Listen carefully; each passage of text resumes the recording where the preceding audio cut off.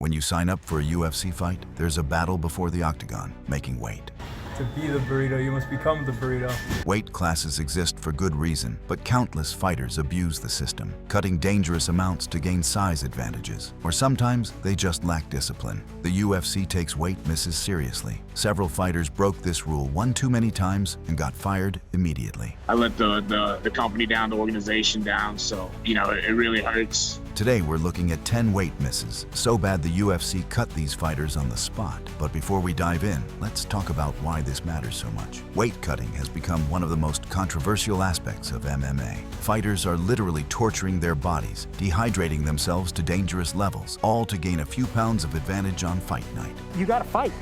You're down 2-0 now. You gotta fight. Some fighters walk around 30, 40, even 50 pounds heavier than their fighting weight. It's insane when you think about it. The UFC has tried various solutions, early weigh-ins, hydration testing, weight monitoring programs, but the problem persists. And when fighters miss weight, it affects everything. The integrity of the sport, the betting lines, the fans who paid to see a specific matchup, and the opponents who made weight professionally. That's why the UFC sometimes has to make examples of repeat offenders. Number 10, Alexis Dufresne. Alexis Dufresne signed as an undefeated 5-0 prospect with all first-round finishes. Problem was, she'd fought at 150 pounds regionally, but the UFC needed her at bantamweight. Her UFC debut, 143 pounds, 8 pounds over. She lost to Sarah Moras. Given 6 months to fix things, she came in at 138 pounds against Marion Renault and lost again. That was it. 2 fights, 2 misses, immediately cut. She never made bantamweight in her entire career, not once. Even her next Bellator fight, she pulled out for weight issues, though she was pregnant. What makes Dufresne's case particularly frustrating is that the UFC knew her history.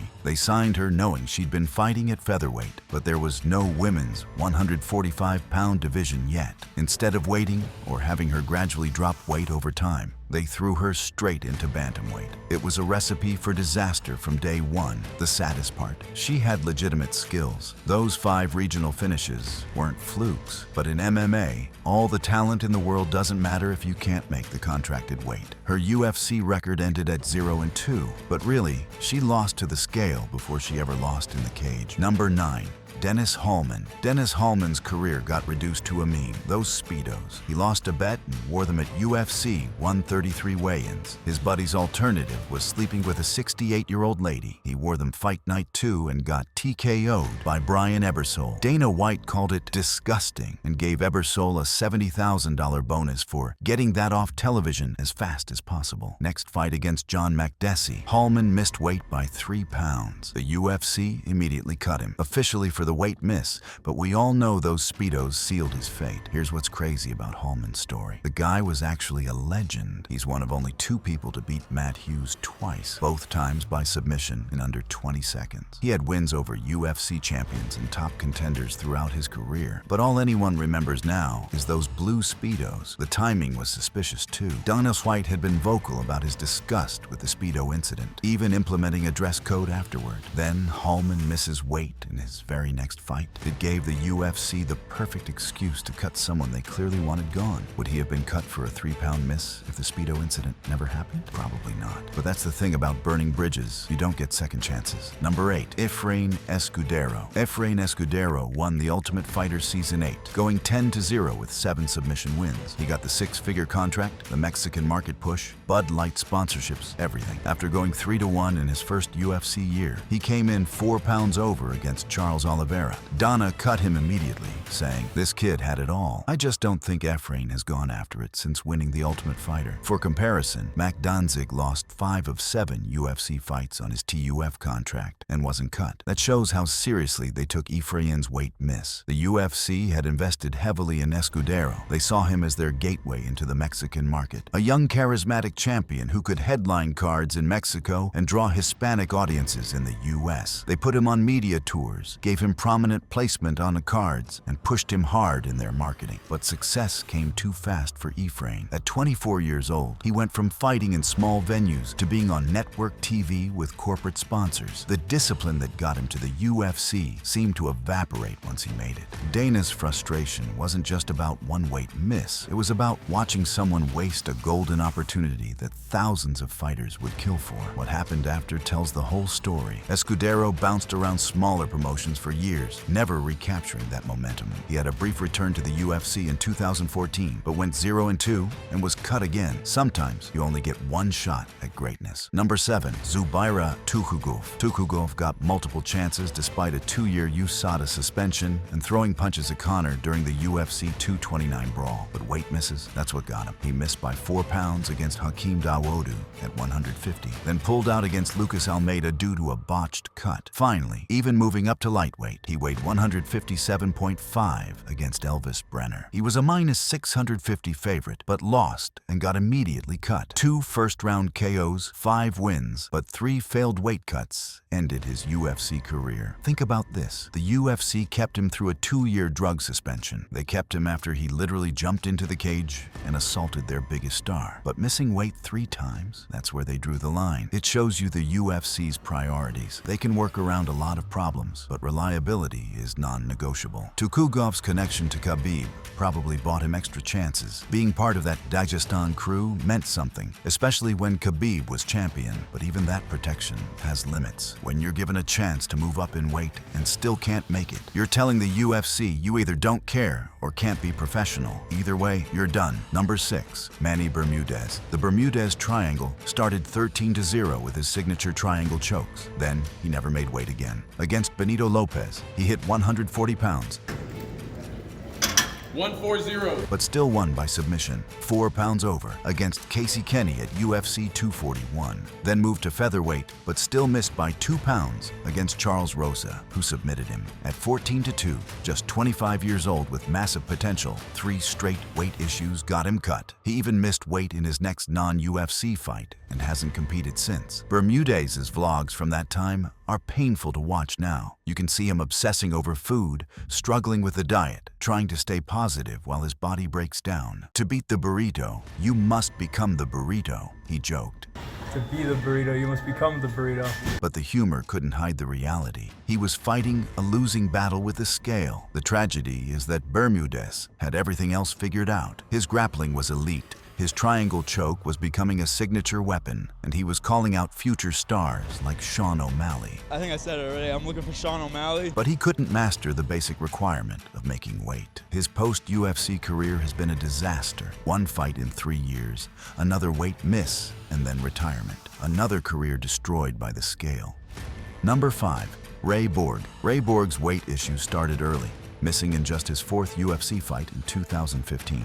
He pulled out against Ian McCall with illness 3 days before, later reported as weight cut related. He missed against Louis Smolka, 129.5 pounds, then pulled out of his title shot with Demetrius Johnson due to illness during the cut.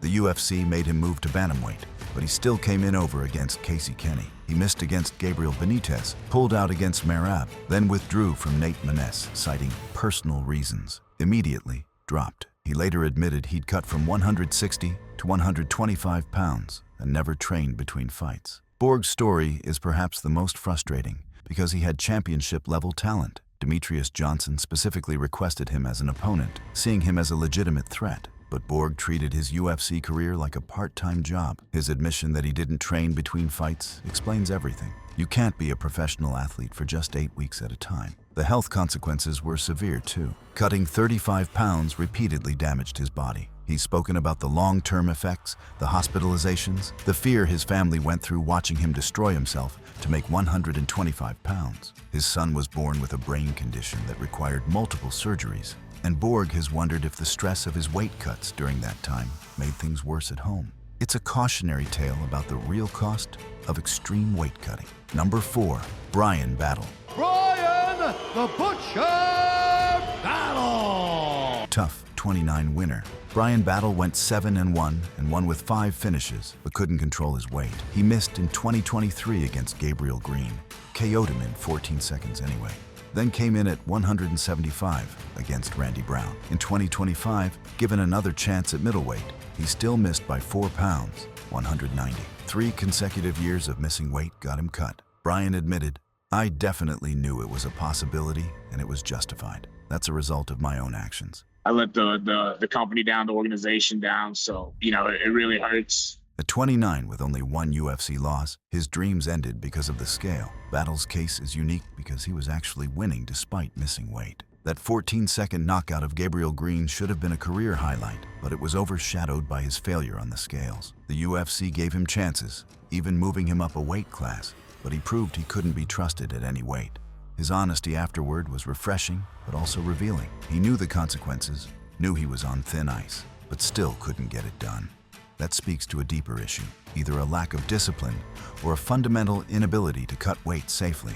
Either way, the UFC couldn't keep giving him chances. In a sport where fighters are independent contractors, reliability is everything. Number 3, Aspen Ladd. Aspen Ladd entered at 5-0, but immediately had issues. 2 pounds over against Leslie Smith, who refused to fight even when offered $5 grand extra. Her weigh-in against Germaine de Randamie was disturbing, shaking uncontrollably on the scales before getting KO'd in 16 seconds. She missed against Macy Chiasson, then came in at 138 against Sarah McMahon. 3 misses and horrific weight cuts got her immediately cut. Dana said, "She's a great kid, but part of the job is making weight. That weigh-in footage against GDR should be shown to every young fighter as a warning." Ladd could barely stand, her body trembling from dehydration and exhaustion. The California State Athletic Commission probably should have stopped the fight right there. Instead, she got knocked out with the first punch thrown. Her body had nothing left to give. Ladd's coach, Jim West, took a lot of criticism for allowing her to cut so much weight. You gotta fight. You're down 2-0 now. You gotta fucking fight. But the problem went deeper than just one camp. Women's bantamweight is full of fighters who should be fighting at 145. But since that division barely exists, they torture themselves to make 135. Ladd was naturally bigger than most of her opponents, but that advantage meant nothing when she could barely make it to the cage. Number 2, Rumble Johnson. I'm always train hard, I'm always do my best, I'm always come out here and to perform at the best of my ability. Anthony Rumble Johnson was a 6' 2" welterweight dropping from 220 pounds. 50 pounds, he missed by 6 against Rich Clemente, 5 against Yoshiyuki Yoshida. Joe Rogan called him the biggest 170-pound man on the planet. Moved to middleweight, he somehow weighed 197 against Vitor Belfort. Dana was furious. Anthony Johnson is so f***ing far from making weight, it's not even funny. He re-weighed at 204.2 pounds, lost to Vitor, and was immediately cut. Dana said, "To be that unprofessional, you went to 185 so you wouldn't have trouble making weight, and this is your worst cut ever." Rumble returned at light heavyweight, earned 2 title shots, and never missed weight again. The transformation of Anthony Johnson is one of MMA's greatest redemption stories. After being cut, he could have made excuses, blamed everyone else, and faded away. Instead, he looked in the mirror and realized he'd been lying to himself. Very glad that they cut me the first time, because if they hadn't, I'd probably still be that knucklehead that was like, missing weight and didn't care. About what weight class he belonged in. At light, heavyweight, and eventually heavyweight, he became one of the most feared knockout artists in UFC history. But imagine what those weight cuts did to his body. Cutting 50 pounds repeatedly in your early 20s causes permanent damage. Johnson has been open about the health issues he faced, the kidney problems, the mental toll. He retired young at just 33, and while he never said it directly, you have to wonder if those years of extreme weight cutting shortened his career. Number 1, Nico Montano.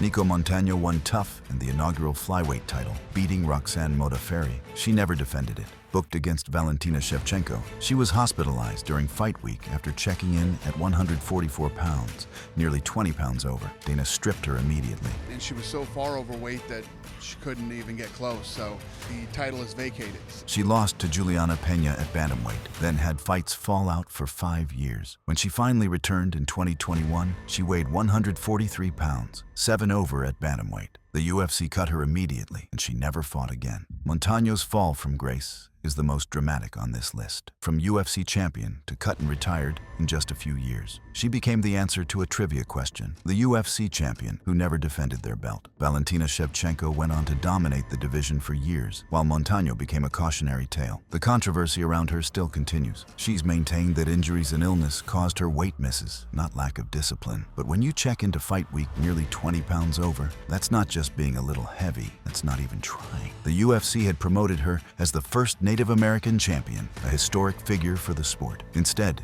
she became an embarrassment they wanted to forget. Her post-fighting life has been marked by legal troubles and personal struggles. The weight cutting might have been a symptom of larger issues, but in the UFC's eyes, she was simply unreliable. When you're given the platform of being a champion and waste it, there are no second chances. There it is, 10 UFC fighters cut for missing weight. The lesson is clear. Making weight is part of the job. Doesn't matter if you're an undefeated prospect, tough winner, or sitting champion. Can't make weight, can't fight in the UFC.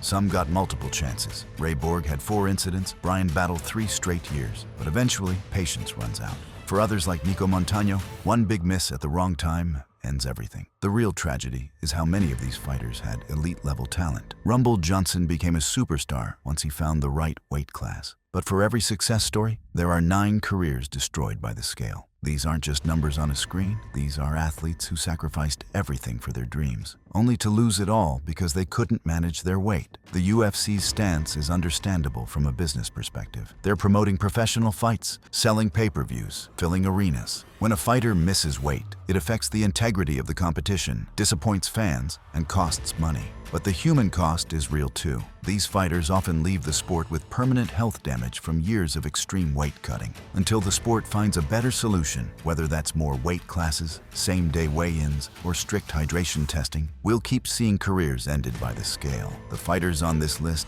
learned that lesson the hardest way possible.